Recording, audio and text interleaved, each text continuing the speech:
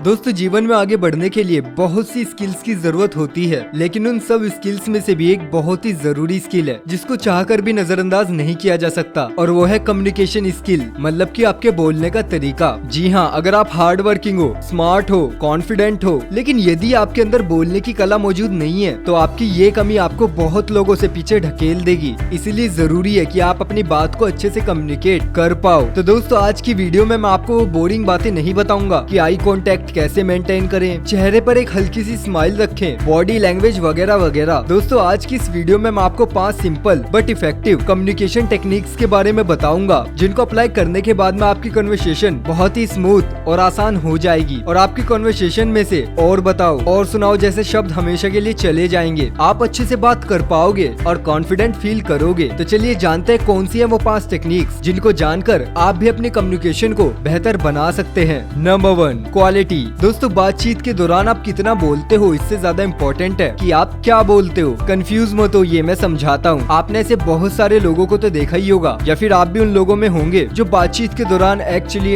You know really जैसे शब्द बहुत इस्तेमाल करते हैं। दोस्तों मेरा एक दोस्त है, वो 5 मिनट की कॉन्वर्सेशन में 20 बार एक्चुअली वर्ड का यूज करता है। जैसे कि मैंने उससे पूछा कि कल कॉलेज क्यों नहीं आए थे, अरे वो कुछ नहीं यार, एक्चुअली मैं थोड़ा बीमार था। फिर मैं उससे पूछता हूँ अच्छा क्या हुआ, एक्चुअली पिछले 2 दिनों से थोड़ा फीवर था। फिर मैं उससे पूछता हूँ कि अब तुम्हारी तबीयत कैसी है, अभी ठीक है, दवाइयाँ चालू हैं, एंड सो ऑन। इस तरीके से 5 मिनट की कॉन्वर्सेशन में एक्चुअली वर्ड की वो बौछार कर देता है। और दोस्तों इतना ही नहीं, हर सेंटेंस के बाद वो जैसे वर्ड्स का बार बार यूज करता है जिसकी कम्युनिकेशन के अंदर जरूरत ही नहीं है। इसके अलावा दोस्तों बातचीत के दौरान एक गलती और करता है जिसके बारे में हम अगले पॉइंट में बात करेंगे। फिलहाल दोस्तों अगर एक पॉइंट में कहूँ तो अपनी बात को एकदम साफ साफ और क्लियर रखो। फालतू के वर्ड्स जिसकी जरूरत नहीं है उसका इस्तेमाल ना करें, या दोस्तों ये कहें कि जिन वर्ड्स की सही में जरूरत है आपकी बात को कन्वे करने के लिए उन्हीं का इस्तेमाल बस आप करें। Number 2, pauses and emotion. जैसा दोस्तों मैंने आपको बताया कि वो यानी कि मेरा दोस्त बातचीत के दौरान एक गलती और करता है, और वो गलती है रोबोट की तरह बोलते चले जाना, यानी कि बिना पॉज लिए बिना इमोशन के पूरी बात को खत्म कर देना। जैसे अभी 10 दिन पहले की बात है, मैंने उससे पूछा कि तुम्हें कौन सा सब्जेक्ट ज्यादा पसंद है। वैसे दोस्तों पढ़ने में अच्छा है, तो उसने मुझे बोला कि मुझे सबसे ज्यादा साइंस पसंद है और मैं रोज 3 घंटे साइंस पढ़ता हूँ और एक्चुअली मैं नीट की तैयारी में लगा हुआ हूँ। ये बात उसने बिना पॉज दिए एक सांस में कह दी और उसके वर्ड्स के अंदर कोई इमोशन भी नहीं था। तो दोस्तों आप मेरे दोस्त की हरकतों से सीख सकते हो कि आपको पॉज लेना है। जहाँ पर आपका सेंटेंस खत्म हो रहा है वहाँ पर 1 से 2 सेकंड रुकना और उसके बाद में आपको बात को कंटिन्यू करना है। इसके अलावा आपको बातों के अंदर इमोशंस ऐड करने हैं। जैसे कि अगर आपसे किसी ने पूछा कि आज मौसम कैसा है, तो ये बोलने की बजाय कि आज मौसम बहुत अच्छा है, लगता है बारिश होने वाली है, इसकी जगह पर आप ये बोल सकते हैं कि वाह आज क्या मौसम है, लगता है बारिश आने वाली है। पूरी तरीके से फील के साथ और आराम से आपको एक सही पिच और सही स्पीड पर बोलना है, ना कि तोते की तरह बस बोलते चले जाना है। अगर आप सैड बात बोल रहे हो तो आप अपनी पिच को थोड़ा लो करो, और अगर आप कोई अच्छी बात बोल रहे हो, कोई खुशी की बात बोल रहे हो, तो अपनी टोन को आप अप कर सकते हो एनर्जी के साथ। और दोस्तों याद रखो कि हर एक शब्द सुंदर है, तो उसको बदसूरत बनाने की कोशिश मत करो, उसको उसी सुंदरता के साथ बोलिए। Number 3, speak